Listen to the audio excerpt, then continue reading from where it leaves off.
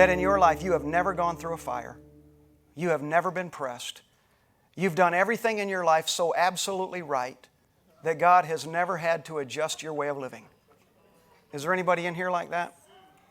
Oh, so then I'm in good company. I'm in good company this morning, right, Gregory? I'm in good company. How many have been through the fire in this room? Raise your hand. How many have enjoyed that fire? How many have in this room, and you'll understand what I mean by fire in just a moment. How many in this room or even watching online, I can't see you raising your hand, but you can put a little whatever symbol or emoji or whatever they call it. But how many in this room or watching online can say this, can say, you know what? It's been really easy for me. I've recognized when it's the fire of God, and I've recognized when it's the fire of stupidity. How many know the difference? Do we know the difference? Then maybe you need to teach this morning. Because I can't tell you how many times I've gotten into it and I thought this is the fire of God, only to find out this was the fire of stupidity. And then there were other times I thought, man, I've gotten into this thing just because of my whatever, my own reasoning. And at the end of the day, at the end of the process, I found out this was the hand of God. This was the hand of God. So what did I learn by that? I'll tell you right off the bat what I learned that enabled me to be able to get through these moments and to process them. I learned that it's not up to me to decide when the fire comes. Is this me or is this God? At the end of the day, what I'm going to trust and believe is that if it isn't God, He'll show me when I need to know. If it is God, He'll show me when I need to know. One thing I know about every fire is the day comes when it is quenched. Every fire. Yesterday I was on my land and when I was out there, we're building a house, and I was out there on the land and I was burning, and I had this wood, all the wood that was here at the property. AJ carried it all out to our land. I told him, I said, AJ, first of all, I didn't know we had 3 dump trucks loads of firewood out here. But I told him, I said, listen, when you get a chance, just take that wood out to my property and I'll burn it all one day when I'm burning mine. So I went out there yesterday, and we've had enough rain where I could burn, and I get out there and I see this mound of wood that has come from the church property where trees have fallen and everything. There's this mound of wood. It's taller than me. It's massive. It's huge. And I thought, man, it's going to take a long time to burn this. But, you know, I like fire. I enjoy it. I like lighting matches and setting things on fire.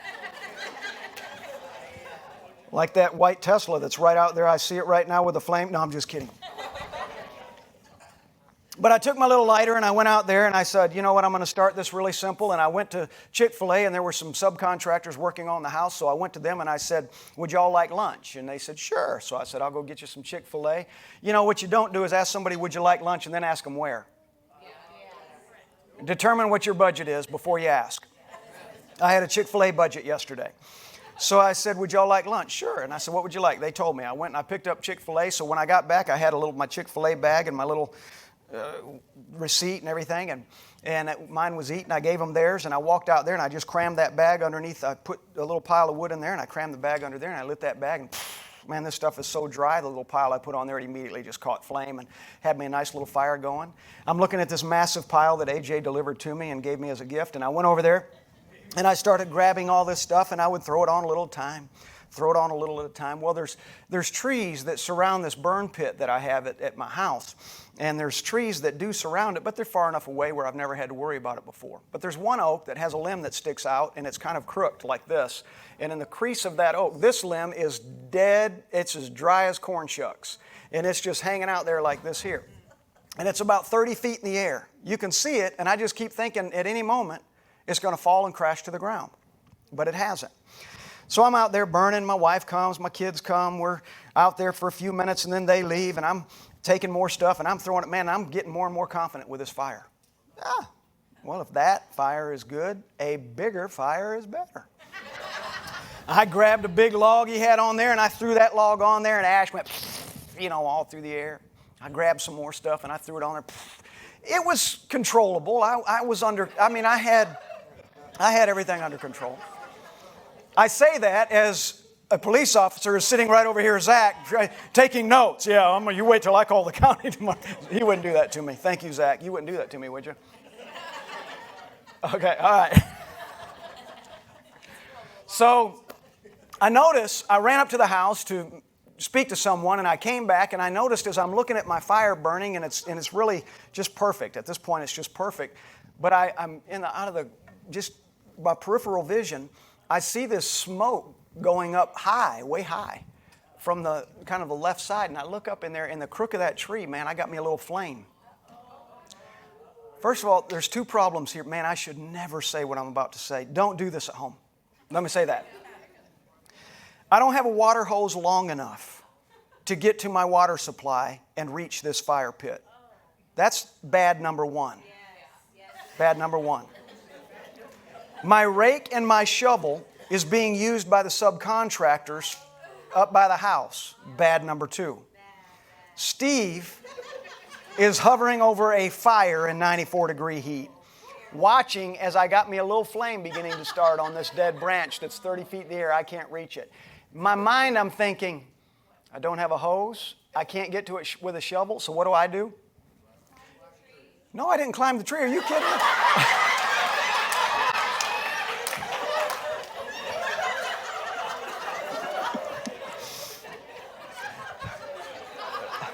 In fact, I never even considered that, and I'm glad I did. I go over and I grab a chunk of stump that is enough where I felt like it was heavy enough where it could knock that branch down if I hit it, but it's light enough where I felt like I could throw it 30 feet in the air. So I grabbed that thing, man, I'm lining up, and I've got this thing. My wife doesn't even know this yet. I haven't even told her this part of the story. My back was hurting real bad last night. This is part of the reason. I'm swinging that thing, and I'm trying to line up, and I missed that thing by an inch. But it was over. I wasn't throwing anything else. And I thought, what am I going to do? And I watched, and thank you, Father, because that fire began to dwindle, and it went out, and I watched the little flame go to nothing. The smoke was still there. I stood there for about another hour. I didn't stand there, but I worked around, and then it finally went out, and then we had a heavy dose of rain. Everything was taken care of. Here's the cool thing. Here's the amazing thing about that. My house didn't burn down. That's amazing. But here's the crazy thing about it. Fire is always going to find the place with the least resistance. And when it finds the place with the least resistance, it will do what it was sent to do with ease. But if you try to start a fire in a place where there's a lot of resistance, wet wood, moss, anything that has nothing flammable in it, you just try to set fire to a piece of steel, forget it. You can if you get it to the right temperature, but fire's always going to find, where's the least resistance? Where can I root myself in and do my work? The easiest. That's one thing. We're going to talk about it in a second. But then the other thing was when I threw that stump at that tree branch, it was hanging out up there. It's about 8 feet long, not the thing I threw, but the branch. When I threw it at it and I missed it by an inch, I thought, I was trying to put that fire out, and I missed that thing by an inch. It didn't matter. I could have been a mile away. It didn't change the outcome. If a fire's meant to burn, just go ahead and let it burn. Don't throw things at it. Now I'm talking about personal. If the fire's burning in you, don't throw things at it. Man, let it do what it's supposed to do, because fire purges. Fire sets free. Fire uncovers. Fire delivers. Fire makes a way. Do you hear me this morning? So let's talk about it this morning. Let's talk about it from this perspective, the forge. How many know what a forge is? Just raise your hand. You know what a forge is. You know what it is to be forged. So forge, there's two different ways you can do this. There's the forge, the noun, and then there's forge, the verb. And I want to give you both of those definitions in just a moment, but I want to say this first. God has a plan, which is called God's choice. If you're following along in the notes, you can see that I have it written down there. God's choice is often very different than our choice. Too often, very different than most people's choices. At the end of the day, what our hope is as believers is that we always align our choices with His choices. Would that be a true statement? That's our hope. That's our desire. So it seems harsh to accept and believe that Yahweh, or God's choice for us, is to put us through a difficult process in order to obtain His intended results. Does He ever do that? Does He do that? How many believe in here that when you were born, in fact, before you were born, He had a plan for you? Yes. How many believe that? No doubt about it. In fact, before there was ever even one cell of flesh on your spirit already existed. You know that from a teaching a long time ago, but I'm just going to remind you again today. From the beginning of time, the Spirit that dwells in you was. But there came a day that the Father said, on this day, I'm going to wrap flesh around this Spirit, give it life so that it can fulfill its purpose in the earth. I want to send it to the earth because the time is now for whomever it might be. Steve, whomever it might be. Today, this time is now. So, does He do these things? Does He bring to you and me intentional fires? Does He allow us to go through things in our life that are very, very difficult on purpose? How many believe He does? How many believe He doesn't? I absolutely believe He does. And I'm going to explain that to you today. Because what the Father wants from you and me, first of all, don't think for a second that when God puts your flesh on the Spirit your flesh is wrapped around, don't think for a second that He thought you were already perfect. Man, masterpiece. He created me with masterpiece. How many think you're a masterpiece? You actually are, but that's another story. But masterpiece, flawless, I can do anything. God created me, nothing, I lack nothing. And yet, we spew out some of these words and some of these statements and what have you. Everything I need, I have because God's given it to me. Everything I want, I can obtain because He gives me the desires of my heart. And yet at the same time, we find ourselves often living without the desires of our heart or not receiving all the things that we thought we should get. And we begin to wonder and try to put these pieces together. If He's doing this for me, if He's given me all of these things, then why do I not possess them now? And I'm going to tell you the simple answer is this. Because this natural man isn't always ready to receive the things that He wants to give to us the moment we want them. But we can get there. Part of the process of getting to the place where we are prepared to receive the promises and the design, the purpose, the intention that God had when He put flesh on our spirit, part of the process of getting to that place where we are capable of doing what He created us to do is being in the forge. Let's talk about it this morning. So the forge, noun, is a workshop where wrought iron is produced or where iron is made malleable. In other words, where that hard metal is put into a place where it can be formed, it can be manipulated, it can be changed, it can find its place of purity, it can find its place of integrity. That's the noun. The forge is the place where the work happens. To forge, the verb, is to form or bring into being, especially by an expenditure of effort. Effort. Effort. Now, I do know this. I'm going to read this again in a moment. I do know this. I don't think that there's anybody under the sound of my voice that would ever say to the Father, if you want to make it as easy on me as possible, go ahead. I think we would all probably do that. If you don't want to use a fire on me, I'm okay with that. It's all good. You want to just make me the fullness of who you created me to be right now, I'm good with that. We would do that. But what would that produce? What would that produce? There's a process He wants to put you and me through. There's a process He wants to develop us. And it's not about putting us through. That's a harsh way of putting it. It's more about development. That's right. He wants to develop you and me and bring us to a point where we are not only worthy of His expectation, but capable of fulfilling it.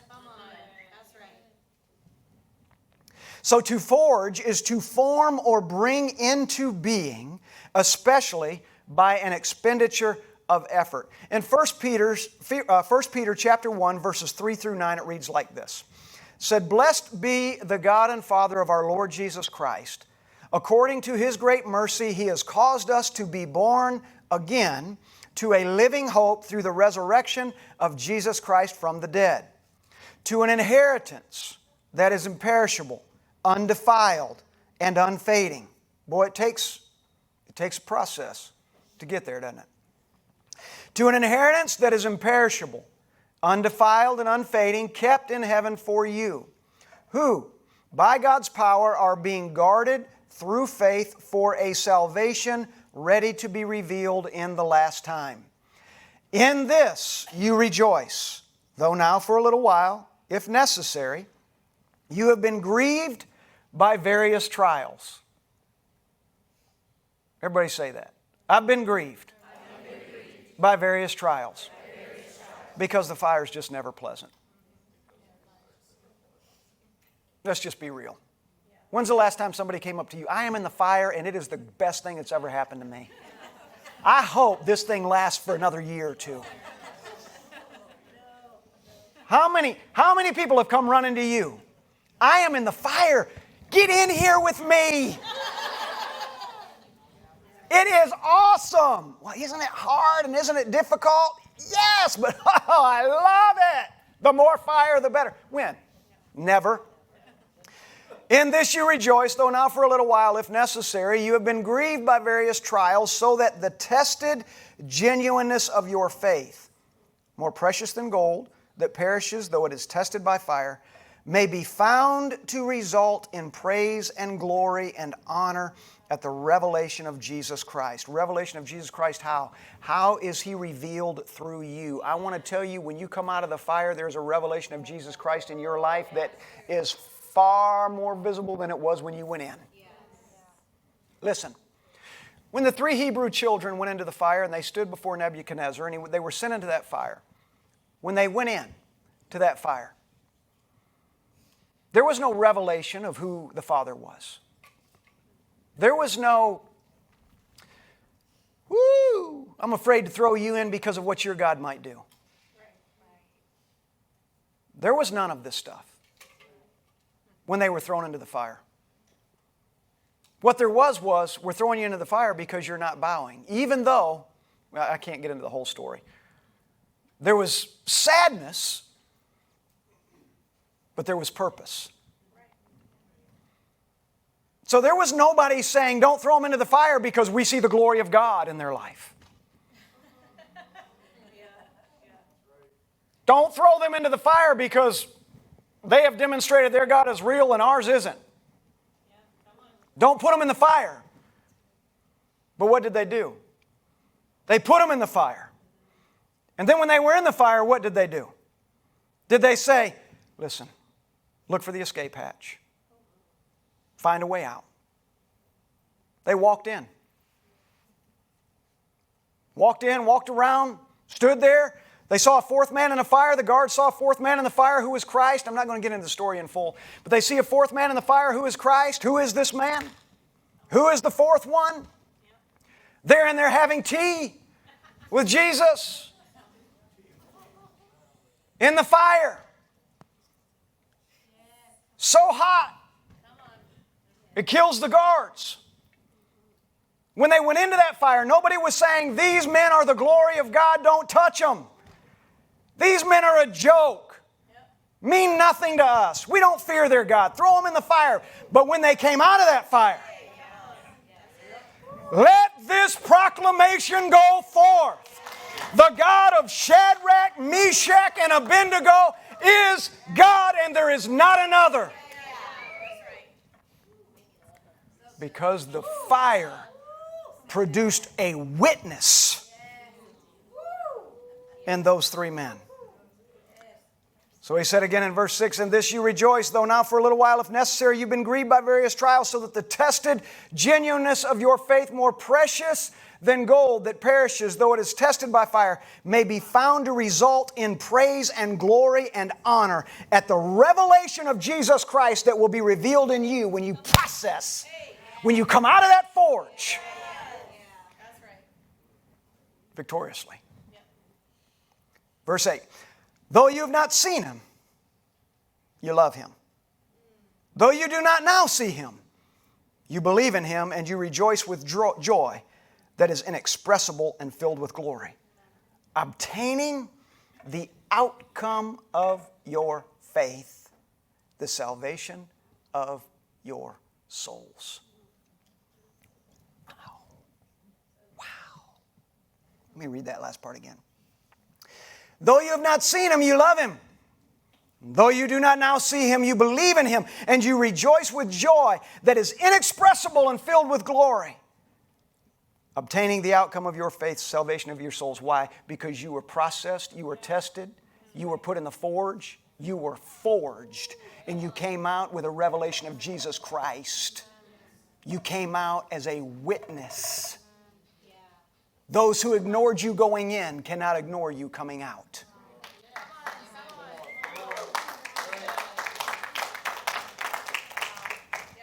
Some of you heard exactly what I just said. Those who have ignored you going in cannot ignore you coming out. Here's the problem, though. Here's the thing. When we go into the fire, whether it's our own doing or His doing, we're going to go into it. When you go into a fire, let the fire purge you. Let it process you. If it isn't your doing, He'll take care of that. If it's His doing, He'll take care of that. But I'm going to tell you something. When you're in the middle of the fire, you can do a couple of things. I hate this thing. I'm going to go to everybody I know and I'm going to tell them I'm in the fire and I hate it. The one thing I hate about being a believer is that it seems like I'm always on fire.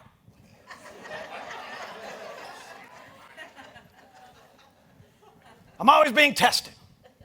What I want to do, I don't do. What I don't want to do, I do. I do. I do. One do. I'm always in this thing. This thing, man, about being a Christian, man, I'm telling you what, don't you want to know Jesus? Man, you're going to struggle. You're going to have some moments that are really hard and difficult. And you're going to be processing. You're going to be trying to figure it all out. Man, I'm telling you what, it is hard. I'm telling you what, it is hard. I wanted to give up. Man, I have taken one too many Tylenol because this thing is so hard for me. But don't you want to know Jesus?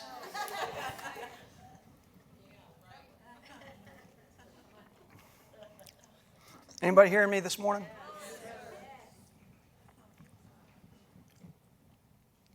The way we become the witness when we go through that fire, the way we become the testimony, the way we become that revelation of Jesus Christ functioning, operating, purging, changing, creating in us, it isn't when we're in the fire.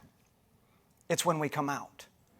There was no decree made while the Hebrew children were in the fire that their God is God. The decree did not come until they exited the fire.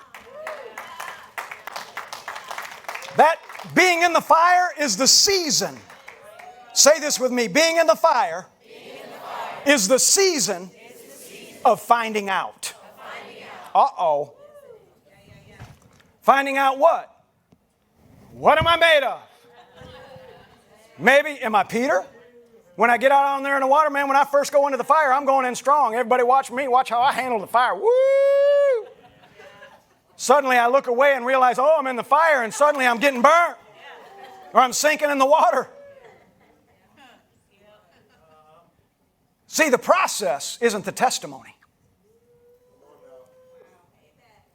Hear me this morning. The process is not the testimony. The testimony and the witness is the exit. I wonder, just hypothetically asking this morning. No, I'm actually asking, but it's a hypothetical question. I wonder, how many, a rhetorical question, how many in here, I wonder, have gotten so close to the last moments of the fire they're in, the pressure they're under, and said, I'm out. When we exit the fire early, what happens? Whatever testimony we had going in, if we exit early, is now less than it was when we started. We give up some of the talent and the possibilities that He gave us. I hope you're hearing me this morning. Because I get the joy and the blessing of sitting with people a lot of times that are going through fire. It's a joy. And I get the joy and the blessing of giving a response sometimes that I actually enjoy giving. And sometimes they'll say, well, I'm going through this and I'm going through that and I'm going through this. And I get to say, that is awesome. Right. And then they'll look at me like, what are you talking about? It's fantastic. Enjoy the process. Don't beat it up. Stay at least 20 feet away from the fire extinguisher. Every time you walk by one, it's like a magnetic attraction. There's one over there. You feel a need to, if I could just put this thing out, man, I could be God's glory in the earth. And God's saying, if you put that out, you won't be my glory in the earth.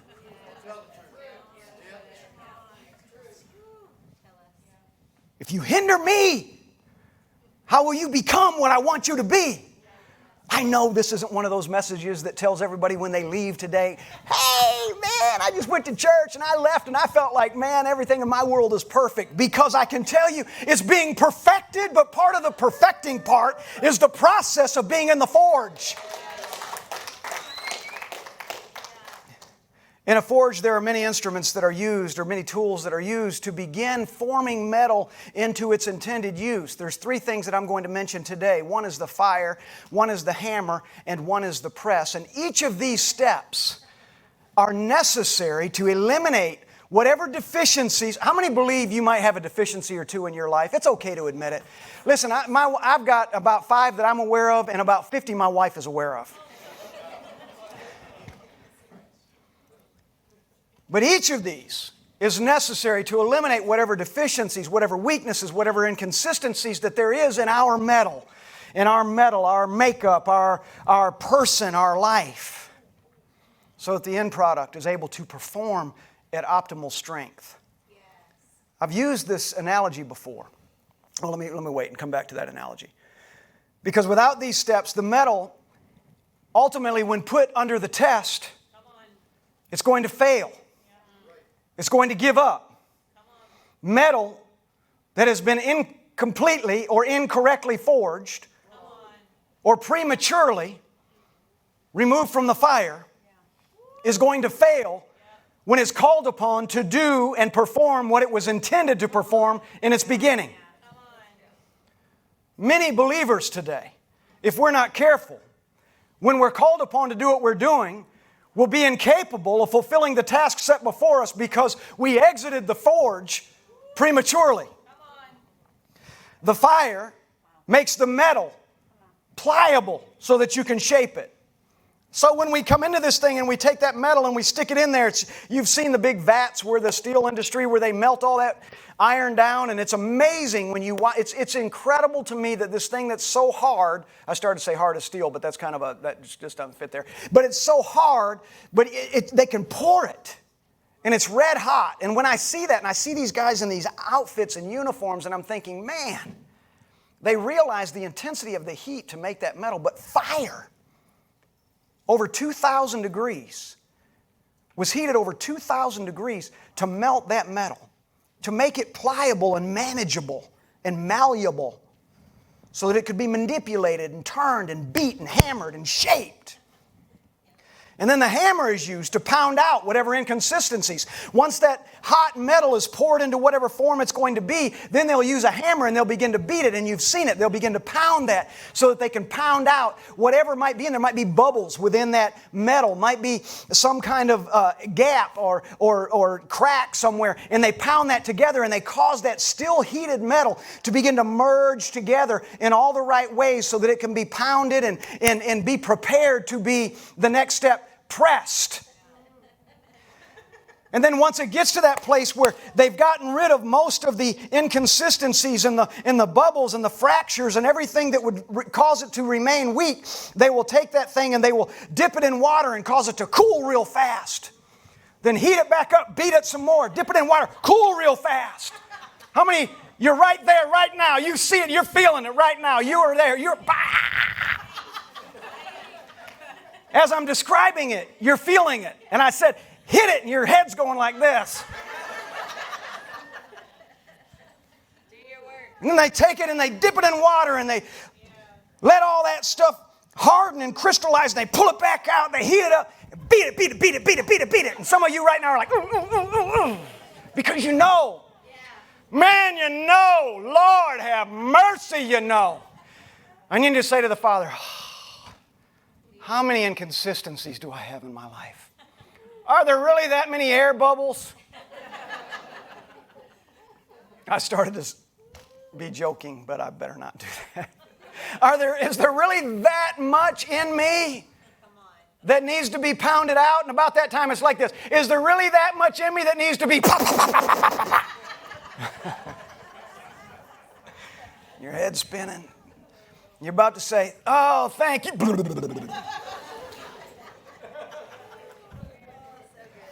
So while that fire is making us malleable and pliable and workable and manipulated, able to manipulate and change and move and possible so that the hammer can do its work. Pow, pow, pow, pow, pow. What you don't know, is that there's a piece of metal right over here that needs to be meshed into this piece of metal right here so it can tie and bond and bind together this thing that I'm making of you, so that you're strong. So I'm going to take that hammer and I'm going to keep beating until this molecule becomes one with this molecule. Then I'm going to dip it in water and I'm going to cool it off and say, stay put. And just in case it moved, I'm going to do it again. And then the press is used to form the metal into the tool hoped for by its designer. That's the moment. Man, that's the moment. You go through that fire. You're melted down. Everything you thought you were, you just find yourself. You look in the mirror and you just see yourself. You're just kind of melting.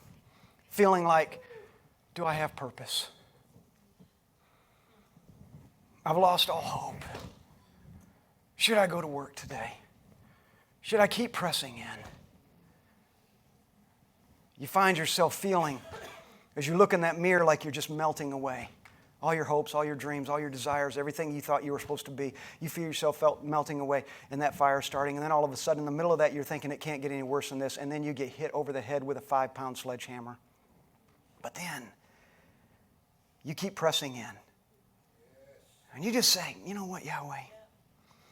I trust you. I have faith. This is what we've been talking about the last 2 weeks. Faith isn't saying I believe God. Believing and faith are not the same thing. Believing God, believing in God is to say I know you are. To have faith in God is to say I accept whatever answer you give me even if I don't understand it. So when He begins to continue that process and we're being melted and we're being hammered and we're being dipped in water, and then He puts us in that press. Then we get to the place and we think it's almost over. We're not getting hit over the head with a hammer anymore. But suddenly we're in this thing and we see this thing coming at us. And you just hear it clicking as the gears are rolling. Click, click, click, click, click, click, click, click, click. And you see this form in this. You don't know what the form's going to be. You don't know what the shape is. You just know there's about to be pressure. And just when you thought it could not get any worse, suddenly it's just like, you feel so tight and all this pressure, and you just feel like you're about to explode. Everything's going to blow apart. And then moments later, if you endure that press, if you've gone through the fire correctly, and you've been hammered correctly, when He separates the mold that just pressed you into whatever beautiful thing He intended you to be, in the middle of all of that pressure, if you've endured the fire, you've endured the hammer, and now you're in that press, when He opens that thing up and suddenly He reaches in and He grabs the sword that you are and He holds you up, and suddenly it's this beautiful thing capable of doing everything that He made it to be. Suddenly there's a revelation. Christ is at work in me, and He is completing that work in me. He is doing something amazing in me, and I'm going to change the world because of what He's made me. When we can get that, I want double. Come on, I'll give you double. When we can get that, and we can allow Him to do that work in us. One of the examples that I've used many, many times, I'm going to use it again today. I hope I don't bore you with the example, but many of you know it, and right now we're in a situation where we're all aware again of the Titanic. because of the catastrophe, the tragedy that just took place. It's interesting.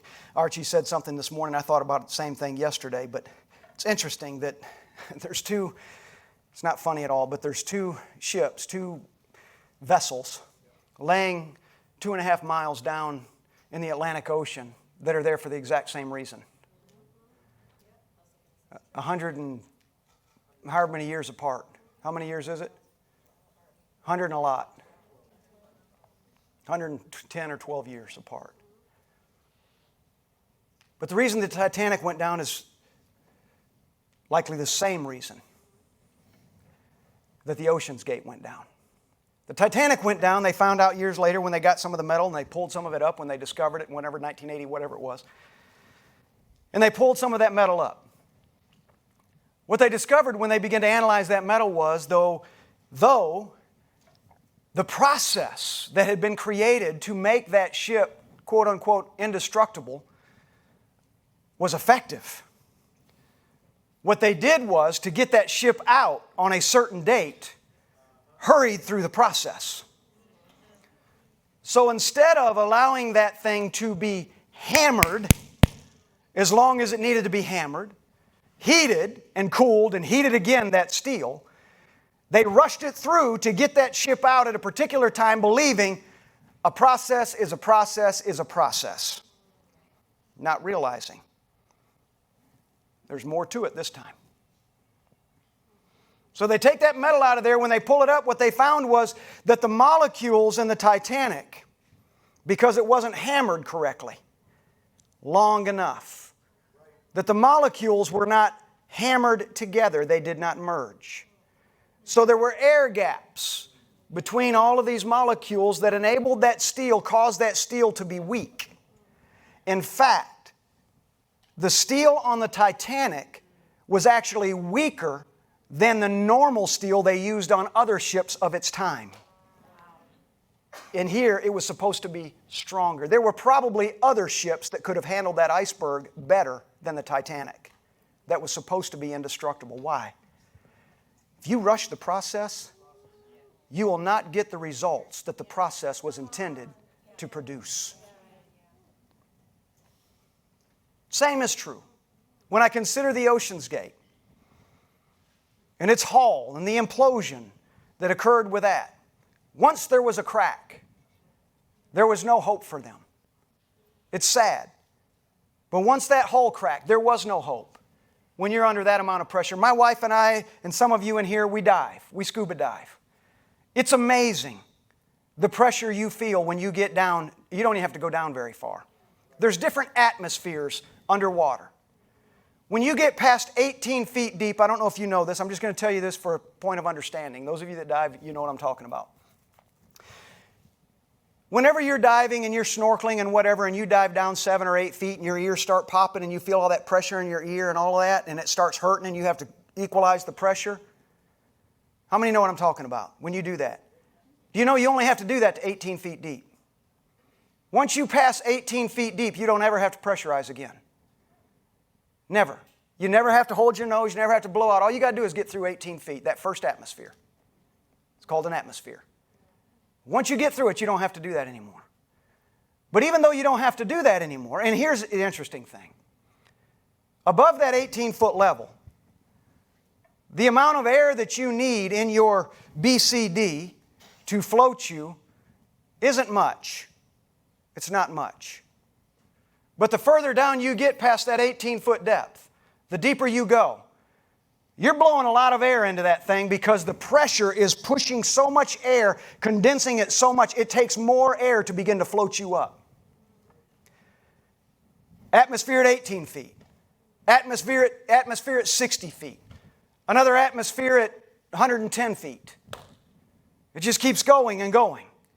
And as you're diving and you get down, you feel all that around you. It's not uncomfortable, but you can feel your scuba suit suddenly surrounding you in a way you don't want to think of when you have to go to the bathroom, for instance.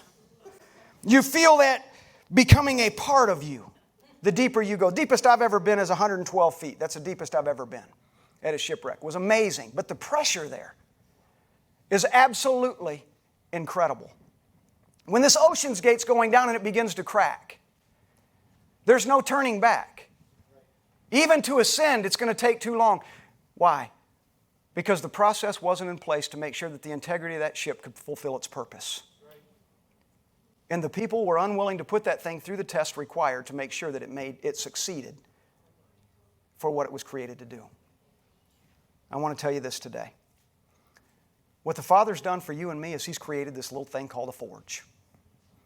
Amen. And that forge for you is wherever in the world you are right now. Wherever you exist. Some of you in this room right now, you feel the pressure. You feel like you're right in the middle of it. Some of you, you just came out of it for the glory of God. That's wonderful. Some of you are in it. Some of us, maybe, are going in. Can I just tell you, when you get to the forge, don't look for a different way. And when you're in the forge, don't look for the out. Let Him melt you with a fire. Let Him beat you with His hammer. And let Him form you with His press. So that when you come out of that thing, the whole earth has changed. Suddenly, you are the witness you thought you were going in. But 100% of the time, when we come out of the fire, when you or I come out of the forge, and we've let the entire process do what it was supposed to do, 100% of the time, we become a witness of Christ.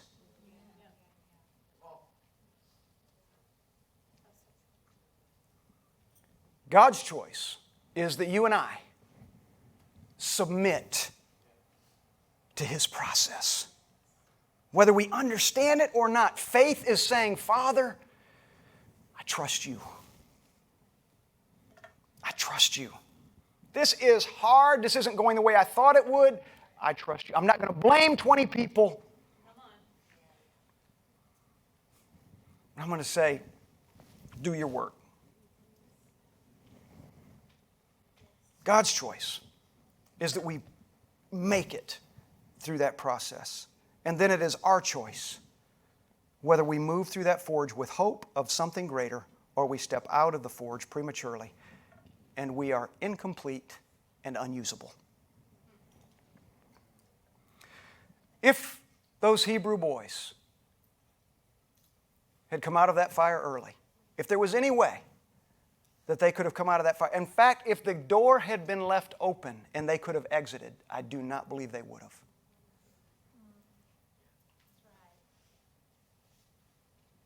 If they had come out prematurely, before Christ said, it's time, the demonstration has been made. If they had come out early, is there any possibility that the king would have said, the God of Shadrach, Meshach, and Abednego is God? I make this declaration. There is no chance. Because it would not have been seen as somebody who made it almost all the way. They would have been seen as someone who came up short. And would have, everybody around them would have questioned. They don't even believe they're God. Why should we?